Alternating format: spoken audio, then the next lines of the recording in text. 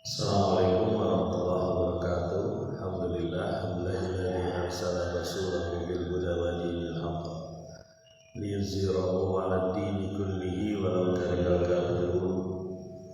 Asyhadu an la ilaha illallah wa asyhadu anna Muhammadan abduhu wa rasuluhu la nabiyya ba'da. Allahumma shalli wa sallim wa barik ala sayyidina Muhammadin wa ala alihi wa sahbihi ajma'in. Amma ba'd. Ayyuhan nas, ittaqullaha haitsu ma kunta wa akhfi sayyi'atal hasanata tamhuha. Sadaqallahu wa sadaqa rasul karim. Alhamdulillah rabbil alamin. Jamaah kaum takwa astagfirullah, siapapun yang mendengar melihat siaran ini. Kita sudah sampaikan kemarin di surat Fatir bahwa Allah mengingatkan kita supaya tidak terpedaya dengan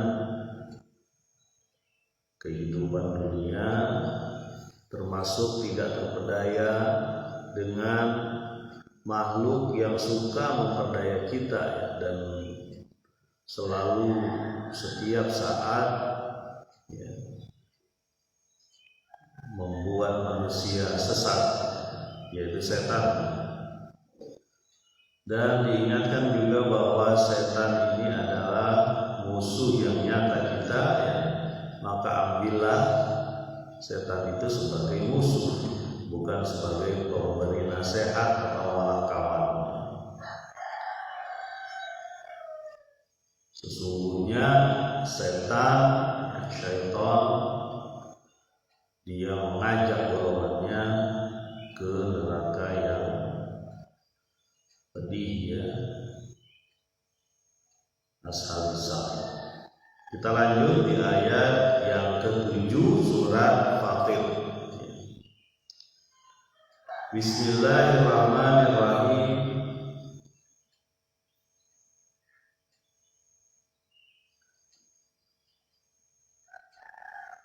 Alladzina kafaru lahum 'adzabun syadid walladzina amanu wa 'amilus shalihati lahum maghfiratun wa ajrun kabir. Orang-orang yang ingkar, orang-orang yang kafir, mereka mendapat azab yang pedih, dan orang-orang yang beriman dan beramal soleh, bagi mereka ada maghfirah, ampunan, dan pahala atau ganjaran yang besar. Ini salah satu hasil ketika kita menolak setan, bahwa kalau dia mengikuti setan, dia mendapatkan azab yang pedih. Kita tahu bahwa setan ini adalah aduwwun mubin, musuh yang nyata, maka kita harus mengambilnya sebagai musuh, bukan penasehat. Tapi bagi orang yang mengambil setan sebagai kawannya, sebagai penasehatnya, termasuk sebagai teman setia dia,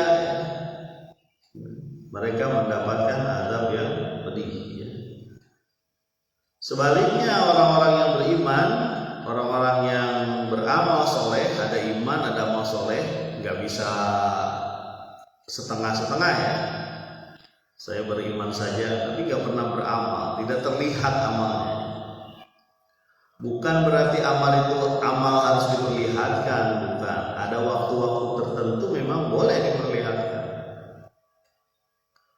Seperti misalnya infak, sedekah, kadang boleh disembunyikan, boleh juga diperlihatkan sebagai contoh, untuk menjadikan teladan. Tapi jangan setiap infak diumumkan, Sebagian memang ada yang membolehkan, ulama itu membolehkan infak itu diumumkan, Tapi untuk menjaga keikhlasan boleh juga disebutkan yang berbeda, Artinya boleh juga dia infak tapi sembunyi-sembunyi sehingga tangan kanannya nggak tahu, tangan kirinya nggak tahu ya. Jangan infak mengharap untuk diumumkan ya, nggak boleh. Kalau dia diumumkan oleh manusia ya tanpa diminta ya nggak apa-apa. Yang repot ini kalau nggak diumumkan mukanya jadi cemberut gitu. Wah ini pengen dilihat manusia, pengen dilihat Allah. Ya, jadi memang kita juga harus hati-hati nih pengurus gitu ya. Kalau di Indonesia untuk lembaga zakat itu harus disebutkan, memang disebutkan siapa yang nyumbang supaya jelas orangnya siapa gitu. Nanti jangan-jangan nih money laundry lagi ya, pencucian uang lagi ya. Disebutkan gitu ya, kalau nggak mau dirinya mungkin anaknya gitu atas nama anaknya gitu. Jadi jelas itu dari sisi infak. Tapi kalau sisi sholat berjamaah misalnya, itu harus diperlihatkan ya. Makanya sholat berjamaahnya di masjid ya. Dianjurkan di masjid atau di mushola ya, yang kelihatan sama orang ya. Jamaah kamu takwa astagfirullah, orang-orang yang beriman dan beramal soleh bagi mereka ada maghfirah ya. Maghfirah itu ampunan, karena pastilah namanya orang beriman tetap ada lewatnya, tetap ada hal yang dia salah gitu. Tapi orang beriman adalah yang segera kembali ketika dia salah. Dan itu mereka layak diberi ampunan oleh Allah Subhanahu wa taala. Diberi maghfirah. Enggak cuma maghfirah, ada ajrun, ada reward, ada hadiah. Ya. Udah dikasih ampunan, dikasih ajrun juga. Dikasih apa? Hadiah. Hadiahnya apa? Surga itu. Ya. Satu hal yang dinantikan banyak manusia ya, yaitu surga. Dan memang sudah kelihatan sebenarnya Pak ya, kalau misalnya bagaimana hasilnya orang-orang bakal dapat di akhirat nanti, di dunianya udah kelihatan gitu kehidupan ya. Makanya kita ikuti tuh orang-orang yang kelihatannya kehidupan di dunianya baik ya, anak istrinya juga soleh ya. Kemudian walaupun dia mungkin kekurangan, tapi dia merasa ridho, ya, merasa nyaman. Itu yang mestinya kita ikutin tuh ya, kita cari kuncinya. Kenapa bisa begitu?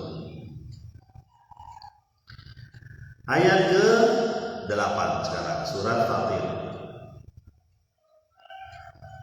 Afaman zuyyina lahu su'u amalihi fara'ahu hasana fa inna Allaha yudhillu man yasha wa yahdi man yasha fala tadhhab nafsuka 'alaihim hasarat inna Allaha 'alimun bima yasna'un.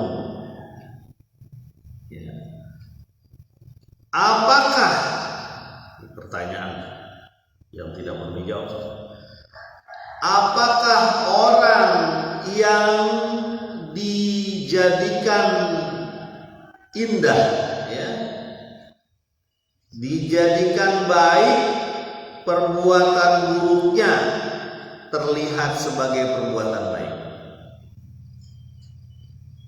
ya.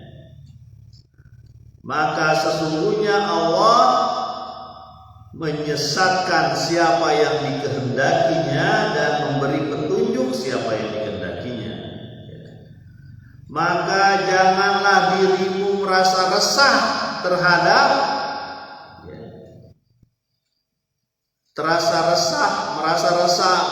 merasa gundah terhadap sikap mereka. Sesungguhnya Allah mengetahui apa yang mereka kerjakan. Nah, ini satu ungkapan yang pendek ayatnya tapi banyak maknanya ya. Ini pertanyaan retorika, tidak perlu dijawab. Apa maksudnya lahu su'u amalihi fara'ahu hasana? Ya. Apakah engkau memperhatikan, maksudnya orang yang diberi atau dijadikan indah seolah-olah sesuatu yang dia kerjakan buruk itu adalah baik? Wah, ini perangkap dari setan. Perangkap setan adalah membuat amal seseorang yang buruk dianggap dirinya baik. Dia orang yang kebal kritik, orang yang menganggap dirinya paling benar,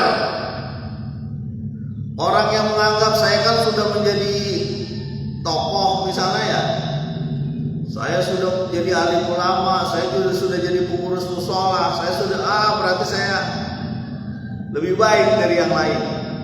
Wah, itu perangkap setan, bahaya. Jadi setan itu membuat sesuatu yang buruk menurut manusia, ya menurut ukuran Allah maksudnya, itu jadi baik di hadapan dia. Ya, itulah seperti kaumnya Abu Jahal, ya. Menindas budak itu dianggap baik. Ya. Menindas Amr bin Yasir, ya, menindas Bilal bin Rabah, ya, Khabab bin As, itu dianggap baik, ya wajar lah, dia kan yang punya, pemiliknya. Padahal namanya manusia itu tidak ada pemilik, pemiliknya adalah Allah. Gak boleh manusia dimiliki manusia, ya. Itu kan ada tuh sampai sekarang tuh kan, orang-orang yang menindas karyawannya ditunda-tunda gajinya sampai habis keringatnya, sama aja. Dia menganggap dirinya baik, ini buat kebaikan perusahaan, kita harus, kalau begitu ya jelasin aja, putus sekalian. Apa namanya, pecat dengan dikasih pesangon, dikasih apa. Ya ini berbahaya nih, karena ada orang-orang yang membuat setan masuk dengan pintunya yang sudah terbuka. Ya. Apa pintu yang sudah terbuka? Menganggap perbuatan jelek dia adalah perbuatan baik. Ya. Itulah yang terjadi. Kenapa ada aborsi, ya? Bayi dibuang, itu masalah. Ya. Demi untuk mempertahankan misalnya organisasi saya, sekolah saya harus tawuran. Kalau enggak, ini enggak solider, akhirnya tawuran. Ya. Bertengkar, berantem, bunuh-bunuhan. Ya, kemarin tuh ada organisasi massa tuh yang ngomong gitu ya. Naudzubillah. Kalau kata saya, kalau organisasinya nih, ya, ada organisasi massa yang ngomong gitu. Siapa yang mengutak-ngatik organisasi kita bunuh, katanya. Masya Allah. Kalau kita ikut organisasi massa itu, saat itu juga keluar, karena dibiarkan membuat perbuatan buruk dianggap jadi baik. Ya. Kan ada tuh, saya pernah ngobrol sama kawan ya. Masih ingat mungkin kawan nih kalau dengar, kalau apa namanya, kalau ingat perkataan ini, karena perkataan dia kan saya tanya, bro, gitulah bahasa kita, bro, dulu ente tuh tawuran emang berani? Saya bilang gitu ya.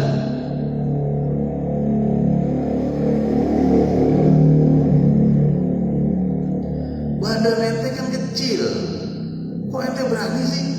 Kata dia, kalau sendirian gak berani kan, tapi kalau beramai-ramai itu berubah jadi berani. Wah, ini penyakit ya. Kalau rame-rame berubah jadi berani mengerjakan maksiat, itu maksudnya. Alhamdulillah. Ini cerita kawan saya yang dulu, saya nggak sebutin namanya ya, yang dulu pernah ikut berantem tawuran. itu kan sudah sudah membuat setan masuk tuh. Makanya ini penting nih pembinaan remaja dimanapun dia berada ya. Pembinaan nggak cuma remaja sih, orang tua juga harus dibina ya. Pembinaan remaja di sekolah-sekolah atau pembinaan di masjid, ya, di masyarakat itu penting. Kenapa? Remaja itu sasaran yang luar biasa ya. Sasaran untuk bagi narkoba, sasaran untuk bagi perjudian, sasaran untuk jadi dari tawuran, sasaran untuk jadi gay, ya sasaran untuk jadi LGBT banyak. Ya. Jadi disisipkan rasa keindahan ketika mengerjakan perbuatan buruk seolah-olah menjadi baik. Jadi di sini disebutkan, coba apa sama, maksudnya begitu. Apa sama orang yang melakukan perbuatan buruk tapi dia anggap baik dengan orang yang membuat kebaikan, maksudnya begitu. Jadi ini sesuatu yang tidak perlu dijawab. Seolah-olah Allah itu menyatakan, apa orang kayak gini bisa diharapkan taubatnya gitu. Apa orang kayak gini bisa diharapkan kebaikan dari dia? Orang yang sudah membuka pintu dirinya untuk setan masuk.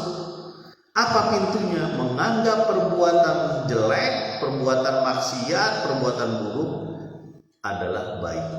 Orang ini orang yang kebal kritik, gak mau dinasehati, bebal. Ya. Walaupun setiap hari mungkin mendengarkan nasihat, setiap hari ada azan, setiap hari ada Al-Quran yang disampaikan, tapi kupingnya masuk kuping kanan, keluar kuping kanan lagi. Kata Ustadz itu, salah satu Ustadz saya itu begitu. Ada orang yang masuk kuping kanan, nggak nyampe kuping kiri, dia keluar lagi mantul gitu. Nauzubillah. Adakah orang kayak gitu? Ada. Ya. Orang yang sudah disampaikan kebaikan, sudah disampaikan ayo datang ke masjid, ke musola, ke majelis taklim, ke orang yang soleh, segeralah datang. Ya, menuju taubat. Mungkin malu kalau di kampung, di luar juga boleh, nggak masalah. Ya.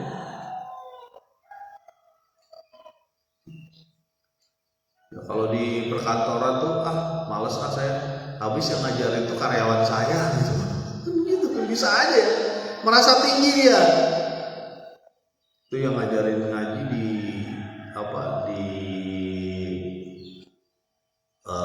musola kantor itu karyawan saya malu dong, masa sih, gengsi lah saya. Jangan begitu ya. Dalam satu majelis itu kalau salafus soleh ya, salafus soleh itu orang-orang yang baik di zaman sahabat dan tabi'in ya, orang-orang yang kita anggap sebagai orang-orang soleh ya, salafus soleh itu pernah ngumpul di tengah orang-orang yang di tengah anak muda, ada anak muda yang dikumpuli ataupun dikelilingi oleh orang-orang tua, usianya baru 16 tahun. Ya. Salah satu sahabat Nabi, sahabat atau anaknya sahabat Nabi. Jadi nggak ada urusan, namanya hidayah itu bisa dapat dari manapun. Pernah ya saya sampaikan lagi biar kita kuat ya. Zakir Naik itu pernah menyatakan, pernah didatangi salah satu orang yang saya ngeliat tuh di YouTube, bagus ya. Ada juga ya, namanya manusia tetap ada kesalahan. Mungkin dari sebagian orang, Dr. Zakir Naik ini ada yang menyatakan kurang pas ya. Tapi ada kisahnya yang bagus yang perlu kita ambil. Apa ceritanya? Ceritanya adalah seorang petugas satpam ya, petugas satpam penjaga sebuah masjid. Tapi dia non muslim waktu itu, karena dia mungkin PNS atau apa ya, ada masjid negara. Nah, dia menyatakan dirinya masuk Islam waktu itu. Dan bagaimana proses dia masuk Islam yang mendapat hidayah ya, itu dia ditanya oleh seorang anak kecil usia 12 tahun, kelas 6 SD kurang lebih. Coba ini perhatikan. Anak kecil ini kelas 6 SD nanya satpamnya, ya, kamu agamanya apa? Oh, non muslim, dia sebut. Oh iya. Kenapa kamu nggak ikut wudhu aja? Gitu. Dia menjaga masjid. Kenapa kamu nggak ikut wudhu? Gitu. Dia berpikir, iya, kenapa saya ikut wudhu ya? Gitu. Lama-lama ketika lihat orang anak itu datang ke masjid, dia tanya lagi, kamu ikut aja sholat, gitu. Ini anak usia 12 tahun coba mengajak non muslim, mengajak orang menuju Allah, ya. Kemudian beberapa saat akhirnya dia mau wudhu gitu. Kemudian akhirnya dia mau sholat dan masuk Islam. Dia bawa tuh anak yang mengajak dia menuju Allah ini, dia bawa. Ya. Ini anaknya Pak Zakir Naik gitu ya, ini anak. Dibawa, memang saya lihat anak itu kecil, coba cari di YouTube dia ada tuh. Anak kecil mengajak orang masuk Islam ya di Zakir Naik. Apa kata Zakir Naik? Ini yang perlu kita ingat ya. Ya, kita ambillah beberapa yang bagus, beberapa yang menurut saya juga bisa kita manfaatkan sebagai di kehidupan kita. Apa kata Zakir? Dakwah tidak mengenal umur, dia bilang. Inilah bukti dakwah tidak mengenal umur. Mengajak kebaikan tidak mengenal usia. Siapapun kita bisa dapat kebaikan, termasuk dari anak kecil, termasuk mungkin dari anak muda, termasuk dari anak buah, bahkan termasuk dari anak sendiri. Ya. Coba kita perhatikan tuh di masjid, di musola kita. Ada anak-anak yang datang ke masjid, bapaknya belum datang. Ya. Saya yakin dia juga melihat tuh anaknya datang ke masjid, di musola. Mereka lihat, tapi dia tidak mau datang gitu. Ya. Ini bukan menyindir, bukan. Kita ingatkan lagi gitu. Karena kadang-kadang saya juga tersindir juga. Kenapa? Kadang-kadang anak-anak sudah datang duluan selawatan. Lebih ingat anak-anak dibanding kita.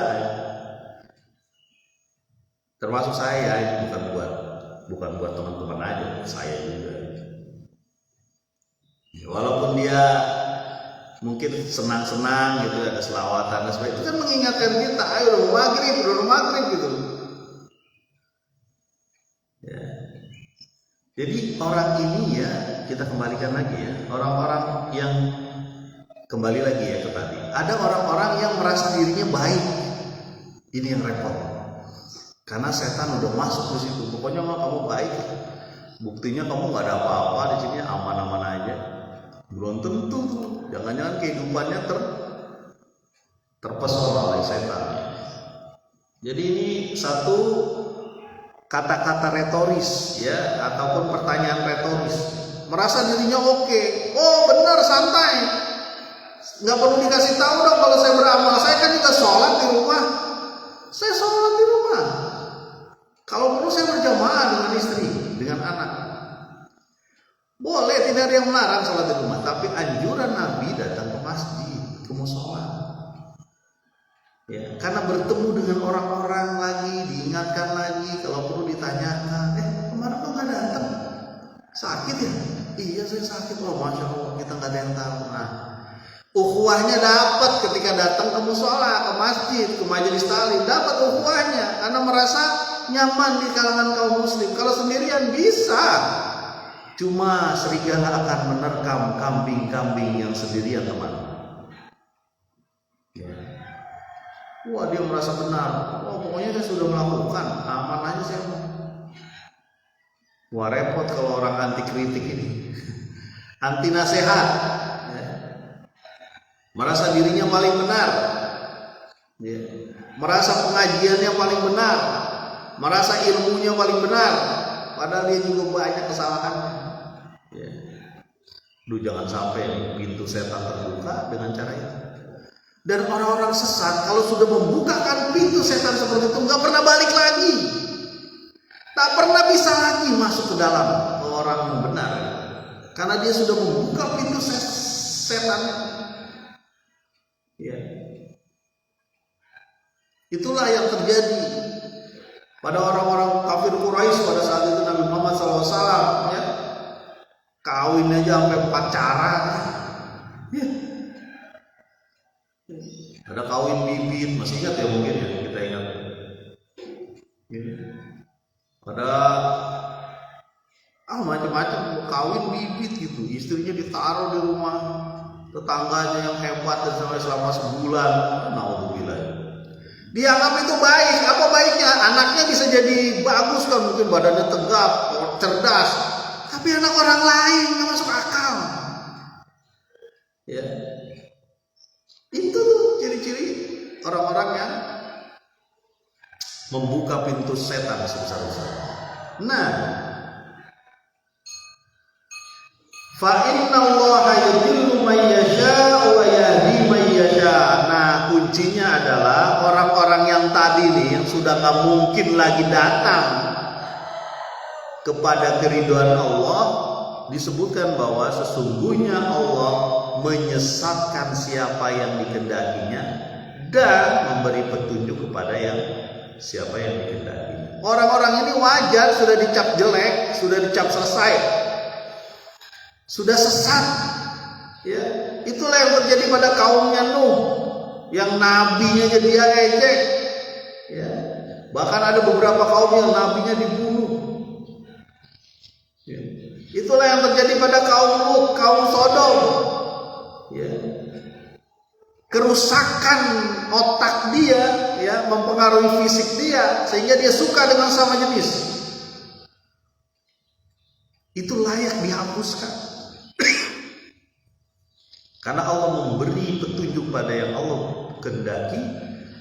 Orang ini masih mempunyai rasa sensitif terhadap maksiat, terhadap dosa. Bahaya nih, jangan-jangan dosa nih. Ya. Allah beri petunjuk kepada dia. Fa'alhamaha fujuraha wa taqwaha, dia diberikan takwa, bukan fujur. Tapi orang yang sudah tadi membuka pintu setan selebar-lebarnya, dia layak disesatkan. Gak bisa diambil lagi. Wajar kalau dia tenggelam di laut merah kayak Fir'aun, dimasukkan ke bumi kayak Qarun. Ya. Termasuk dibunuh di perang Badar kayak Umayyah bin Khalaf yang menindihin Bilal dengan batu yang besar. Begitu pun Abu Jahal, Abu Lahab ya, termasuk Utbah lewat di Badar.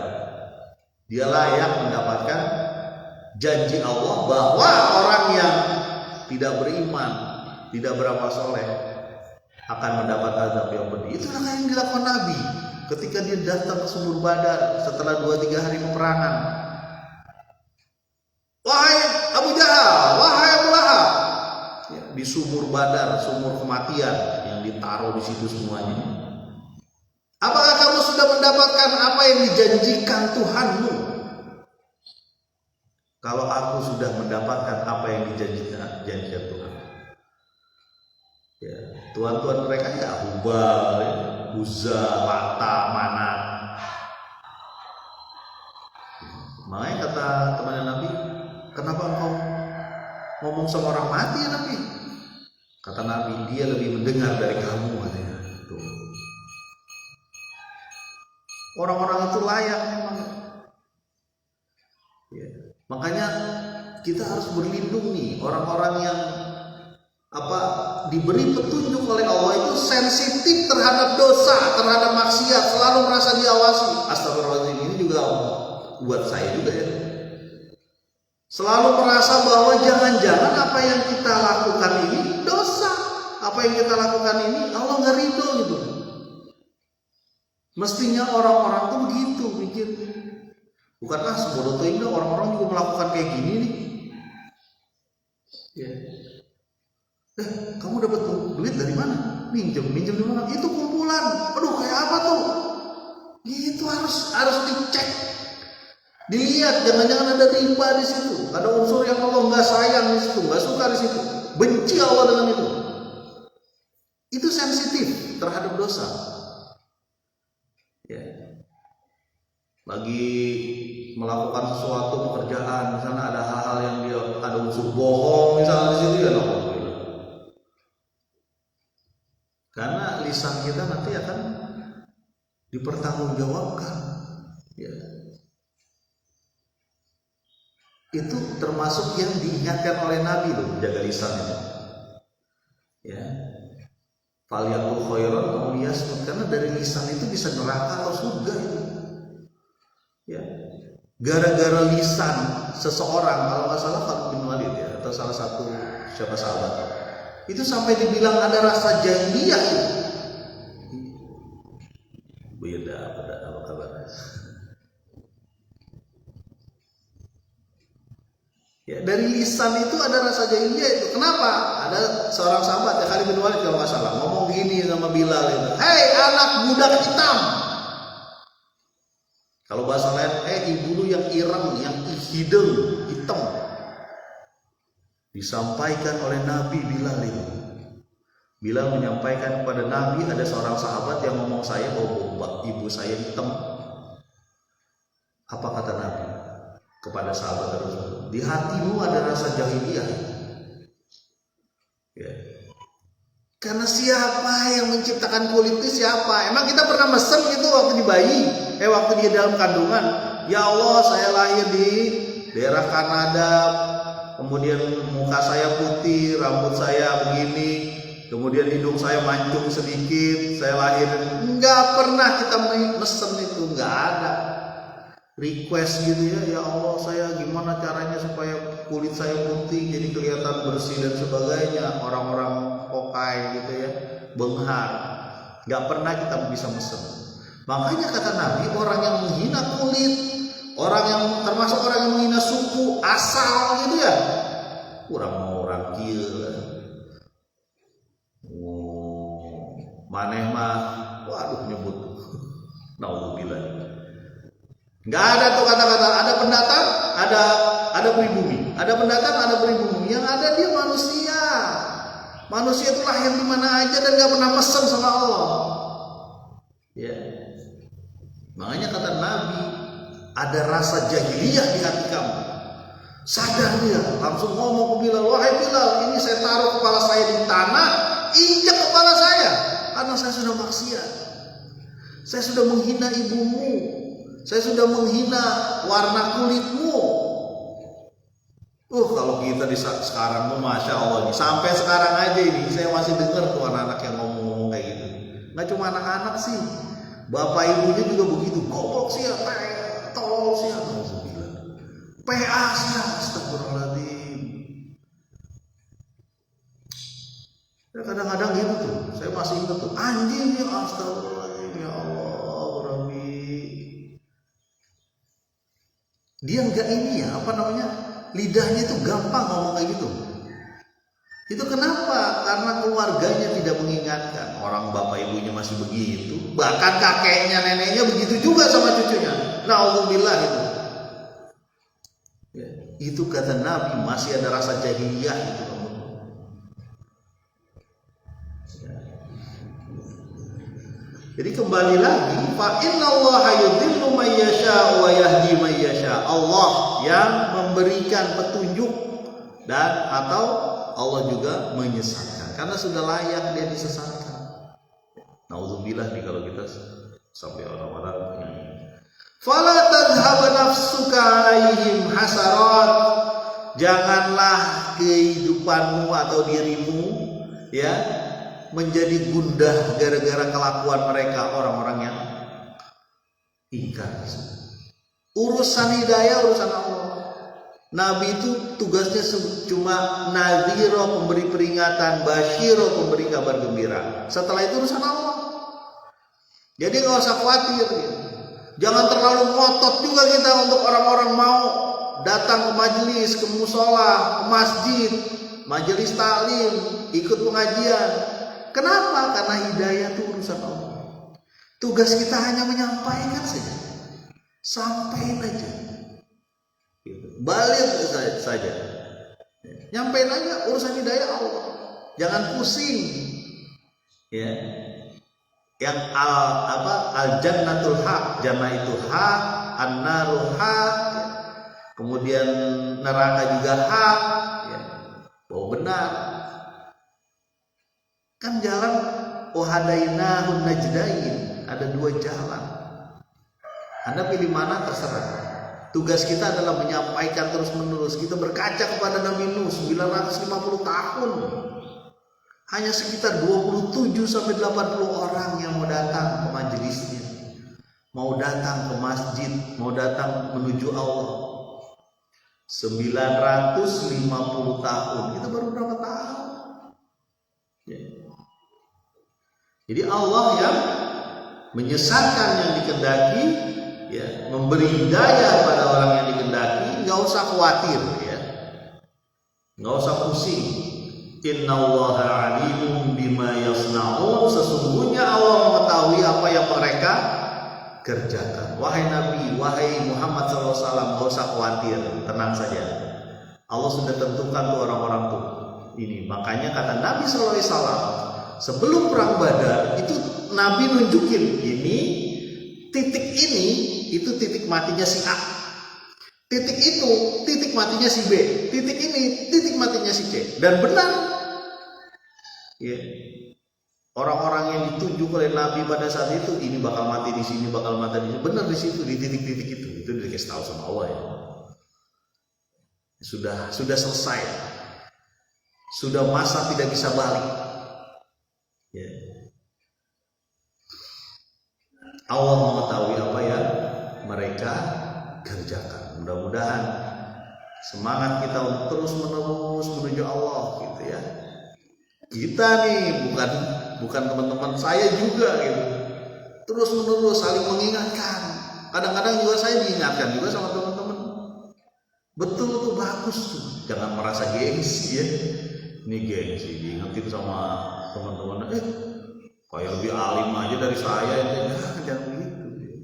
Bisa saja itu. Kayak tadi kita lihat, ada satu anak kecil 12 tahun, dia sudah berhasil membuat orang kembali ke jalan Allah. Wah, luar biasa. Mudah-mudahan bermanfaat. Subhanakallahumma wa bihamdika asyhadu an la ilaha illa anta astaghfiruka wa atubu ilaik. Assalamualaikum warahmatullahi wabarakatuh.